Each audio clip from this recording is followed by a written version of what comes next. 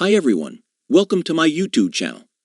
Today, I am going to teach you how to add a box symbol in Microsoft Word.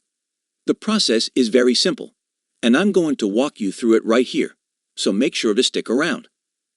First, you have to open a document like this.